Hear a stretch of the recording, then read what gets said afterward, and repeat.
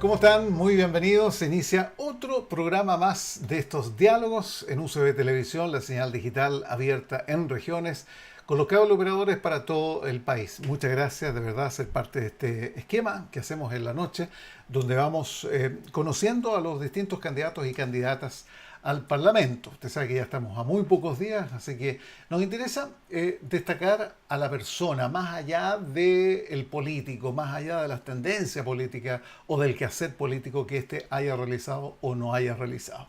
Entonces, eso es lo que buscamos en este Diálogos, este programa que se transmite por uso de televisión, como señalaba, día lunes, ayer, ¿no es cierto? Y hoy día martes a partir de las 21 horas y con repetición en el transcurso de la semana.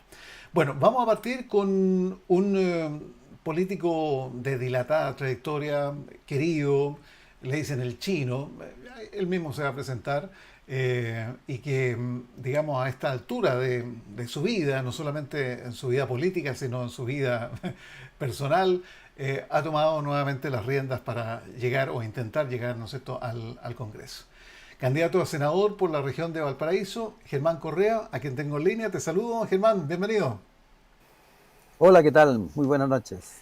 Oye, un gusto de tenerte acá en este espacio de diálogos, de conversación en uso de televisión para todo el país, para el mundo, ¿no es cierto? Pero obviamente que enfocado en la quinta región, del cual tú te presentas como senador, como candidato a senador, digamos. Candidato a Oye, senador, exactamente. ¿cómo te trato? Como Germán, Como tú quieras. pero, Germán, Germán, por supuesto. pero te dicen de alguna Así, manera en especial, así de manera cariñosa, ¿cómo partimos? no, Germán está ok. Tengo algunos apodos, por supuesto, con lo que la gente me identifica, pero Germán está bien. Pero ¿buenos apodos o más o menos apodos? Bueno, desde chiquitito me dicen ¿Eh? el Chino Correa, El Chino entonces Correa, sí, es, eso lo es sabía. por lo que más la gente me reconoce. Cuando estuve a asumir ministerio, la gente en la calle gritaba Chinito Correa y esas cosas, así que es un apodo que me identifica bastante, diría yo. Sí. Oye, Germán, han pasado los años, ¿no es cierto? Indudablemente. Sí, pues. Eh, ¿Y qué tal? ¿Qué te dio ahora por volver, por estar presente, por estar en esta Sí, nueva mira, postura? sí, lo mismo me pregunto yo de repente, pero mira, porque sí, yo estaba, la verdad, en la tranquilidad de la docencia, haciendo Sí, clases pues, en tres universidades, qué sé yo, una de ellas la Universidad Católica de Valparaíso, donde hago así hace es. 10 años clases en un magíster, la USACH, en fin. Y bastante retirado de la política por muchos años, entonces, pero viendo lo que pasa en el país y viendo lo que pasa en esta región, con la que yo tengo antiguos vínculos, yo diría incluso de los años 80. Aparte de los cargos públicos que tuve en distintos gobiernos, que sé yo, en el puerto, en el metro, en fin, y viendo con mucha preocupación lo que está pasando con el país y en particular con esta región. De hecho, escribí una columna que me publicó el diario El Mercurio de Valparaíso, donde señalé esto, el desafío que está planteando el tremendo desarrollo portuario que está teniendo Perú, y que eso es una amenaza estratégica para nosotros, sin duda alguna, ¿no?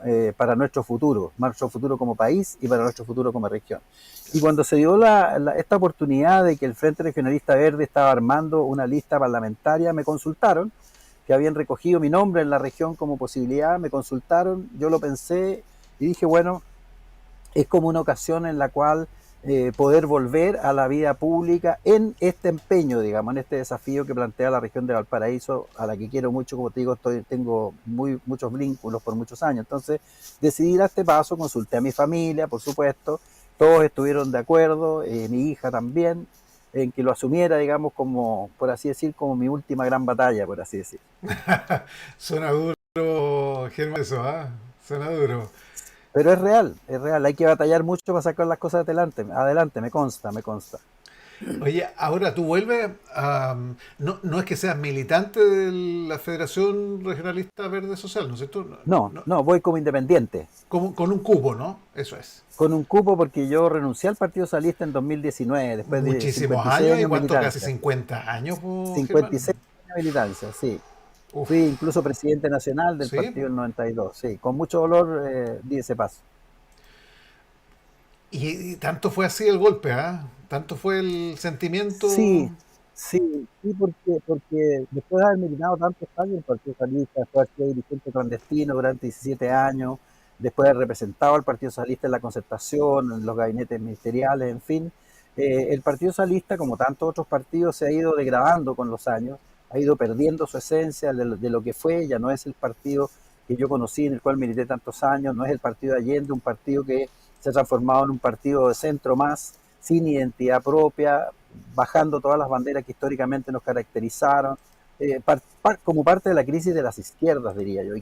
Y además, donde no se supo enfrentar como corresponde la penetración del narcotráfico al interior del partido en el sentido de los narcovotantes. Tú recuerdas el escándalo con el alcalde de San Ramón, que es la comuna que más militantes inscritos tiene en el partido, y donde son votos promovidos por gente vinculada al narco, y eso está probado en la justicia chilena, ¿no? El alcalde de San Ramón fue condenado a 10 años de prisión por esa razón. Entonces, cuando yo veo un partido en que su dirigencia mira para el lado con ese fenómeno, que algunos de ellos se han ido beneficiando con esos votos internos, no se hace nada, un partido que se ha desvirtuado, entonces, y en que ya lo que importa es la reproducción eterna del poder del mismo núcleo de dirigentes, ya no importa las posiciones que se tienen internamente, nada, llega un momento en que yo por lo menos me sentía avergonzado de estar defendiendo a un partido que ya había perdido toda su identidad y esencia, inclusive se había cambiado de bando político, por así decirlo.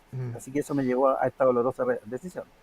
Perdón, y esa realidad, esa visión, ¿lo has conversado, me imagino, con los militantes actuales, con la dirigencia, o ya te apartaste definitivamente? No, mira, yo sigo siendo socialista, es decir, el hecho que me haya retirado del Partido Socialista no significa que mis ideas, mi ideología, mis propuestas, mis valores no estén ubicados ahí, siguen estando ahí. Yo soy independiente de izquierda y socialista además, ¿no? Entonces, obviamente, por mi larga trayectoria, yo siempre mantengo vínculos con la militancia del Partido Socialista, siempre me están llamando, me están convocando, tengo reuniones muchas veces con la militancia, Pero sé que acá en la directamente con Paulina Bodanovich, ¿no hablas de este no, tema? no, no, no, Ya, no, porque ella es la oficialidad, ella es el claro. oficialismo mismo, ¿no es cierto? Es Ujú. presidenta del partido. No digo con militancia, militancia de regionales Ya. de regiones, por ejemplo, ahora he tenido una tremenda reacción de la militancia de regiones, por ejemplo, apoyando mi candidatura. No votan acá, pero apoyando mi retorno a la política activa, por así decirlo, ¿no es cierto? Y orgulloso de que sea yo, digamos, como representante de la idea socialista, que esté en este empeño. Y acá mismo en la región, sé que los socialistas están muy tensionados internamente porque tienen por un lado al representante del oficialismo socialista, que es el senador de Arica, José Miguel Insulza, Ujú. y a mí, digamos, que tengo una vastísima trayectoria socialista, mucho mayor que la que tiene José Miguel Insulza, y por lo tanto sé que la militancia está tensionada, varios de ellos se han puesto en contacto conmigo, algunos están organizando reuniones para conversar conmigo, en fin. Así que la militancia socialista sigue sintiendo un fuerte vínculo conmigo, como yo con ellos, digamos, ¿no? Porque ese es el tema. Ahora, me imagino que estos sinsabores son parte de la democracia también, de los cambios, de las evoluciones o involuciones de los partidos. Eso lo dirá cada cual, ¿no es cierto? Dependiendo de sus sentimientos, sus experiencias, sus vivencias. Pero desilusionado, Germán, de cómo está el panorama, el ámbito de la política actual. Fuiste secretario de Estado de Patricio Elwin, de Eduardo Ujú, Frei, Ruiz sí. Tagle, o sea, de verdad estaba situado, ministro del Interior, que estaba situado Ujú. dentro de lo más alto, digamos, de los gobiernos en su momento. Entonces, también tienes una perspectiva más global y más relevante frente a lo que sucede, ¿no? Bueno, precisamente por toda esa trayectoria y experiencia, además yo soy un profesional de sólida formación académica y técnica, ¿no? Con un doctorado en Berkeley, California, he contribuido en distintos gobiernos, aunque no en todo el tiempo que han estado los gobiernos de la concertación. Si tú sumas de los 25 años que estuvo la concertación y la nueva mayoría en el gobierno, yo en total, con todos los cargos que tuve, sumo no más de 11 años, es decir, el 55% del tiempo de esas alianzas yo tuve cargos públicos.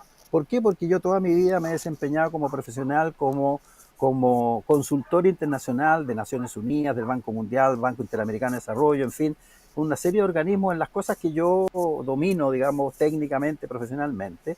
Así que esa ha sido mi principal actividad profesional. Y claro, eso no deja que yo mire con mucha preocupación el día a día de la política nacional, que se ha degradado profundamente, las instituciones públicas, ¿no es cierto? El estallido social fue una expresión de esa degradación que venimos sufriendo poco a poco y que se ha intensificado y que se expresó de manera tan dramática en el estallido social, del cual se ha hablado en este nuevo sexto aniversario, ¿no es cierto? Se ha hablado bastante. Entonces, más que desilusión, es profunda preocupación por la situación en que se encuentra el país, preocupación porque veo que el conjunto de la élite política de todos los colores no da cuenta hoy día de la profundidad de nuestra crisis, por el riesgo que tenemos de enfrentar graves crisis como las que ya tuvimos, porque en la medida que la gente no encuentre satisfacción a sus inquietudes más profundas, a la inseguridad, a la falta de crecimiento económico, la falta de empleo, la falta de oportunidades, la mala salud, la educación deficiente, en la medida que todo eso le caiga, le siga cayendo a la familia chilena, obviamente, ¿no? En algún momento eso se expresa, porque todo el mundo político no ha logrado dar cuenta de esa profunda crisis que estamos viviendo. Y esa es mi preocupación fundamental como chileno, ¿no?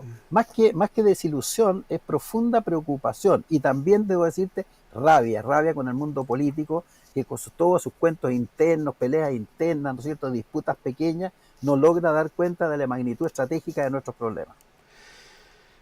¿No podemos volver a tropezar con la misma piedra dentro de, a ver, te lo pregunto, dentro de la alteración democrática? Hay voces que hablan, ¿no es cierto?, que se dicen, ¿no es cierto?, que esto puede desencadenar conflictos sociales más importantes, eh, dependiendo también Sí. de cuál sea el lado político, ¿no es cierto?, que vaya a arribar como presidente o como presidenta. ¿Tú tienes una preocupación en ese ámbito o definitivamente no? Mira, yo creo que regresiones autoritarias siempre se pueden producir en los países. Mira lo que está pasando en Estados Unidos. Yo creo que eso nosotros debiera alertarnos, ¿no es cierto?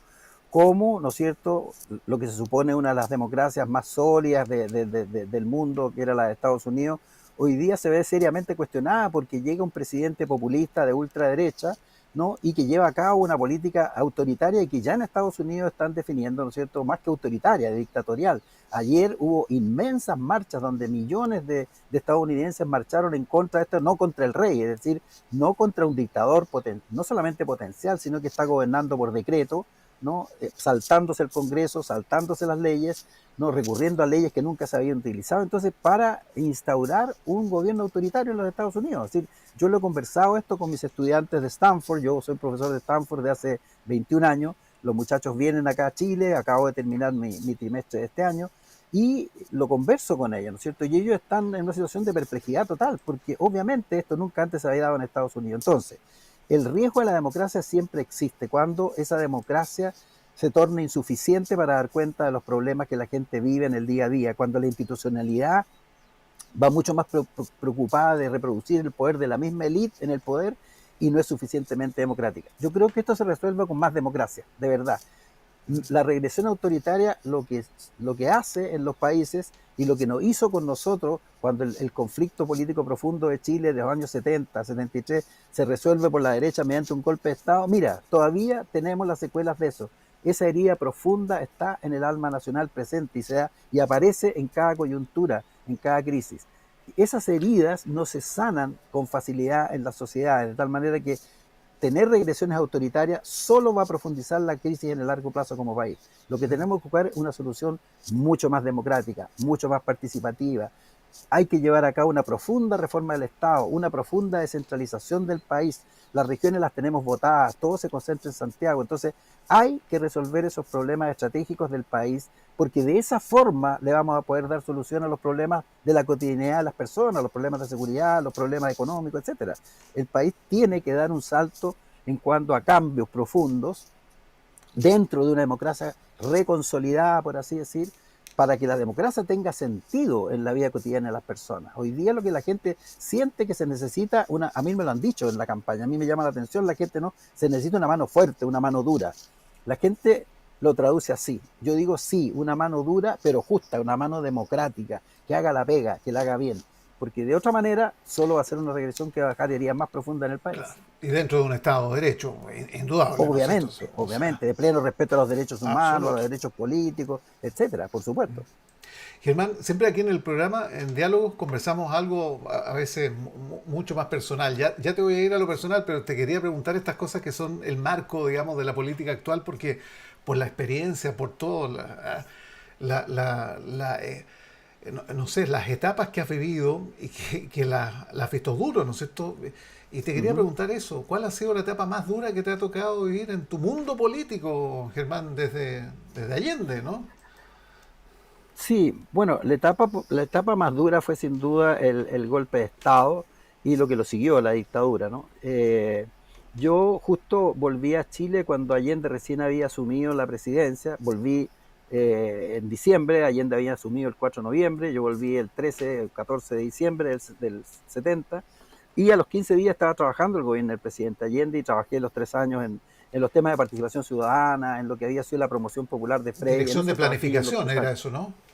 Yo era el director de planificación, Mm. pero nuestra materia prima de trabajo era el fortalecimiento de las organizaciones sociales, tanto territoriales como sociales, para que aprovecharan los canales de participación que se le venían abriendo al mundo popular desde Frei Montalva, que se profundizaron con Allende. Entonces, la idea era que la gente aprovechara, tuviera los instrumentos para aprovechar todos esos canales de participación en el Estado, en las decisiones que se le estaban abriendo desde el Estado, ¿no? Desde los gobiernos. Entonces, yo trabajé en eso los 3 años. Cuando llegó el golpe de Estado, eh, yo, yo tuve ofertas para irme de nuevo al extranjero, tuve una oferta de la Universidad de Stanford precisamente para irme al Centro de Estudios Latinoamericanos, tuve ofertas de Argentina, de distintas partes para irme a trabajar fuera de Chile y no quise irme. No, viví más de un año de cesantía en Chile, fui chofer de mi propio auto, manejaba mi auto, llevaba un caballero todos los días, en fin, que teníamos que hacer unos recorridos porque no me quise ir de Chile, ¿no? Porque yo sentí como una especie de agravio personal la dictadura, si tú quieres. Para mí es un problema de dignidad personal quedarme en Chile y dar la pelea contra la dictadura, ¿no? Entonces lo hice y mi primer punto clandestino fue el 3 de octubre del 73 y ya no paré nunca más hasta que recuperamos la democracia en 1990. Entonces, para mí ese fue el periodo más duro de mi vida, ¿no? El periodo del golpe de Estado, lo que vino después, trastocó totalmente mi vida. Yo seguramente no habría tenido toda la trayectoria política que tuve si no hubiera existido dictadura en Chile. Yo habría sido posiblemente un académico, dedicado a la investigación, a publicar, obviamente luchando por mis ideas socialistas, pero tal vez nadie sabe lo que habría sido la vida de uno, ¿cierto?, en otro contexto, pero como digo, para mí la dictadura marcó un quiebre en mi vida política y personal sustantivo. Entonces, ese fue el periodo más duro, sin duda.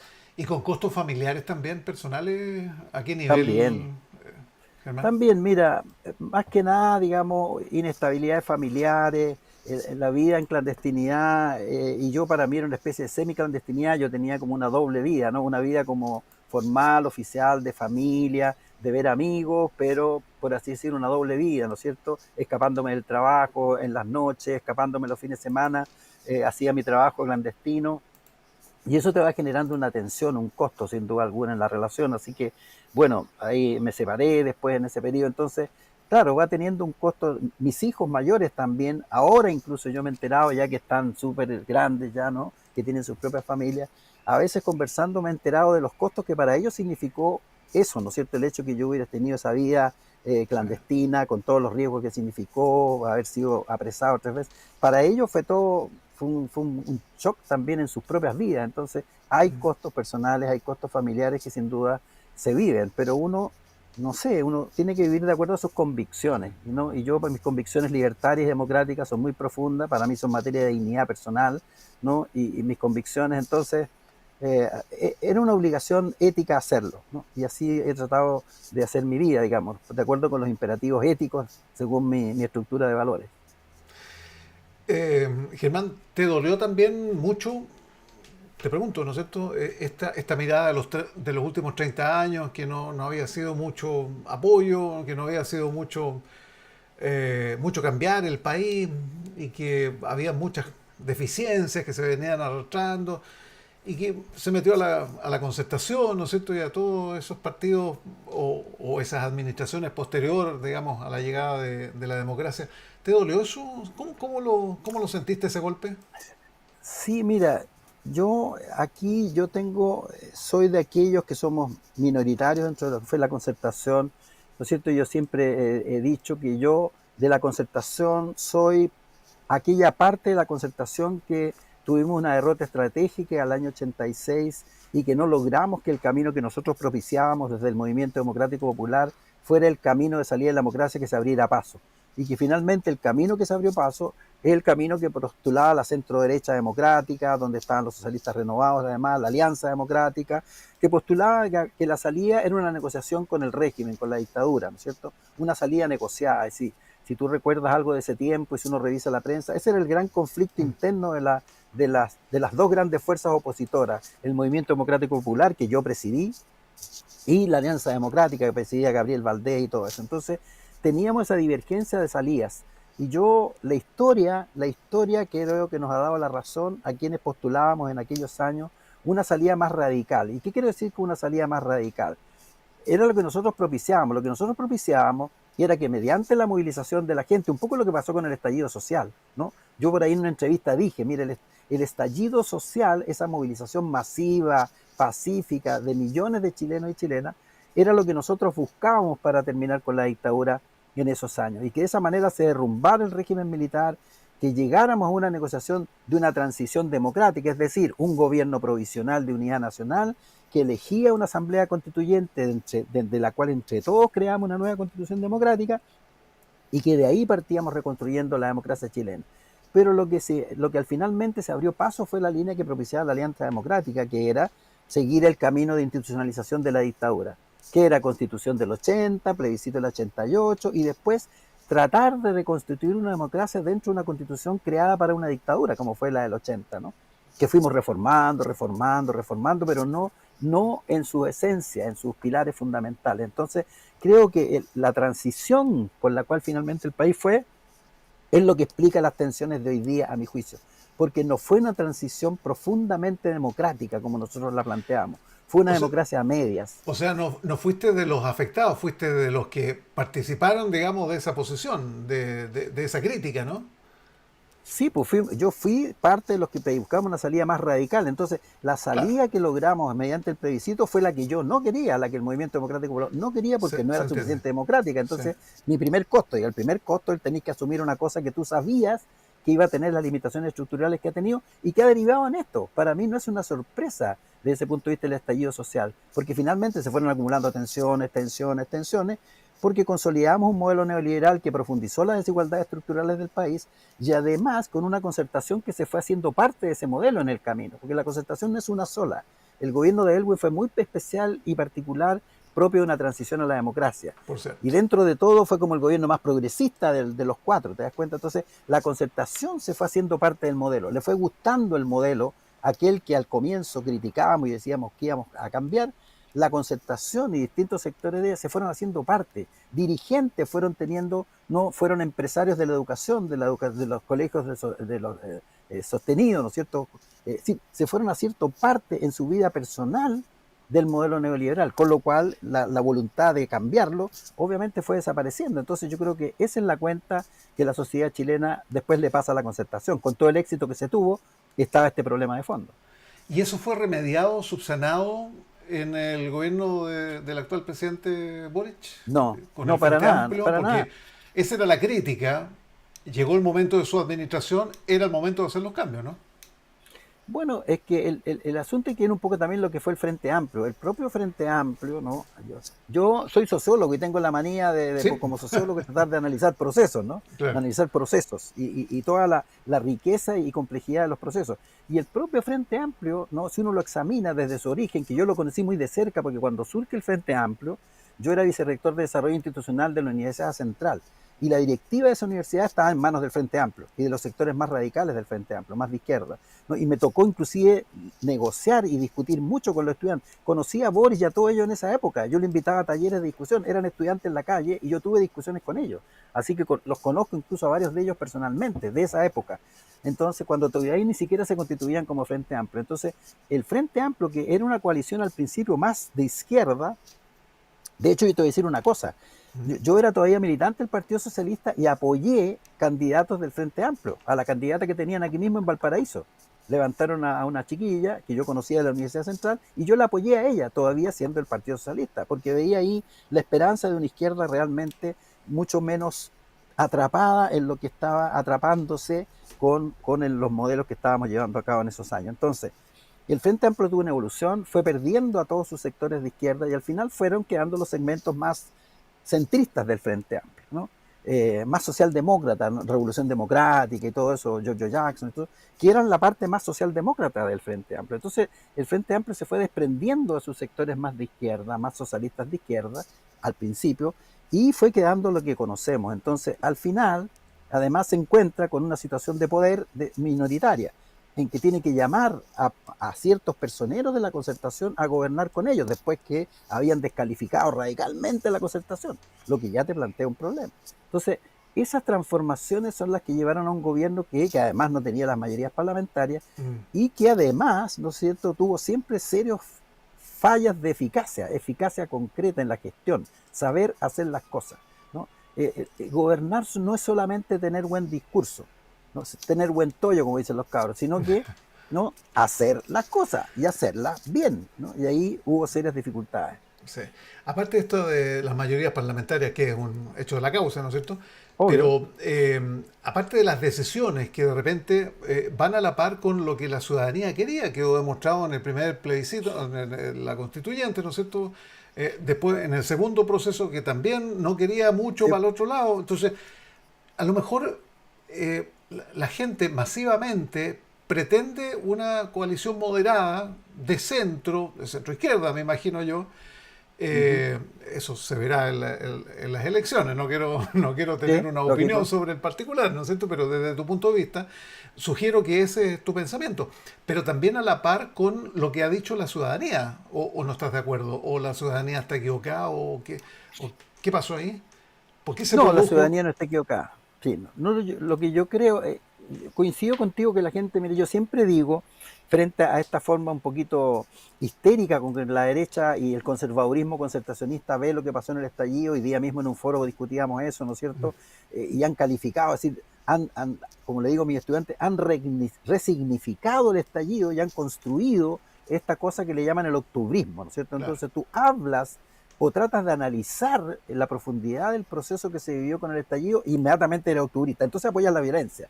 claro. Inmediatamente te califican. Ah, tú estás con la violencia. Sí, Se olvidan de la violencia que ejerció el régimen que ellos apoyaron durante 17 años, la dictadura. Todos los que hoy día, ¿no es cierto?, republicanos, Chile Vamos y toda la derecha, que levanta con escándalo el tema de la violencia en el estallido, y se olvidan que durante 17 años apoyaron al régimen más violento que ha tenido Chile, como fue la dictadura. Entonces, y no solamente Chile, en América Latina. Entonces, hipocresía también, doble discurso. Pero aparte de eso, el fenómeno de octubre, ¿no es cierto?, tiene una profunda significación. Entonces, pero en ese fenómeno tan profundo que fue octubre, es decir, sectores absolutamente minoritarios plantearon banderas como de la revolución y todo eso. La gente lo que quería es que no se la siguieran abusando, ¿no? Que no la siguieran explotando, tener mejor educación, tener mejor salud. Si tú miras todos los que fueron las demandas, yo estudié porque tengo las actas de las 1.700 y tantos cabildos que hubo a través de todo Chile. ¿Tú te acuerdas de eso? Ese sí, fue por un fenómeno supuesto. democrático. Sí. Mira, la gente, para que veas en la profundidad de la cultura democrática de la sociedad chilena, la gente por su propia cuenta, sin que ningún partido le dijera nada, la gente se organizó en cabildos ciudadanos para reflexionar sobre lo que estaba pasando con su sociedad y su país, para tener propuestas, y yo conozco todas esas propuestas sistematizadas, ¿no? En ninguna parte se plantea la revolución. Lo que querían era más justicia, más dignidad, mejor repartición de la torta, etcétera. Es decir, para eso no necesita una revolución. Lo que necesita es un profundo concepto democrático, de democratizar bienes y todo, ¿no es cierto?, y decisiones en el país. Entonces, yo creo que ahí está la principal falla, que tenemos una élite política sorda, ciega, desafortunadamente no muda, porque hablan demasiadas tonteras, pero que, ¿no es cierto?, se niega a ver las realidades por lo que son. Este país puede salir perfectamente adelante de manera democrática, sin grandes traumas. Eso es lo que la gente quiere, lo que tú dices. La gente aspira a soluciones más bien, digamos, concertadas, ¿no es cierto?, en que realmente nos pongamos de acuerdo. Y yo creo que hay un amplio espacio para ponerse de acuerdo y hacer soluciones que sean buenas para la mayoría del país. Yo creo que sí.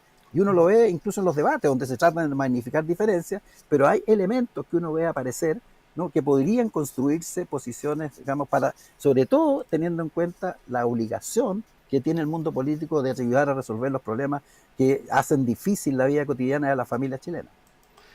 Yo te que entretenía la conversa, Germán, pero nos está pillando la hora. A ver, si vamos a esa bolita mágica política y tú sales electo, ¿no es cierto?, como senador, llegarías al Congreso con 86 años. Esta cuenta te la han sacado 29 veces 85, mínimo. 85, 85. Perdón, ¿y yo cuánto dije? 86. Ah, ya, ya. 86, 86 van a ser en 86 van a ser en diciembre. Sí, En voy diciembre, a ya, ok. aspirar como senador con 86, sí. Ese ya. En definitiva, terminarías tu ciclo, ¿no es cierto? A los 94, ¿no? 4, noventa y claro, cuatro. ¿Está bien? ¿Te sientes capaz? absolutamente. Chuta. Bueno, tú puedes decir, estoy en peque, la verdad, Estás ¿no? impeque, estás impeque, estás Sí, impecable. O sea, claro, te sí. digo. Mira, en Pe- todas partes me echan 70, en todas partes me echan 70, me echan 71, por ahí.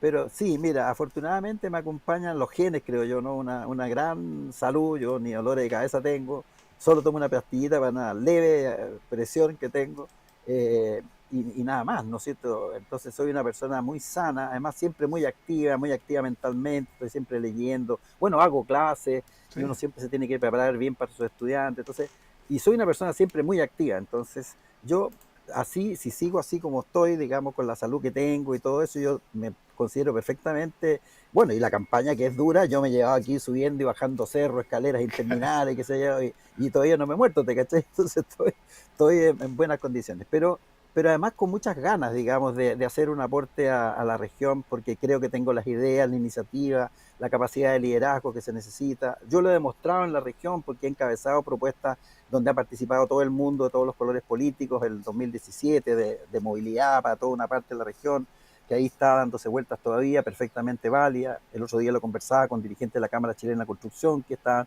muy entusiasmado con la posibilidad de reactivar esas propuestas que yo encabecé, en fin.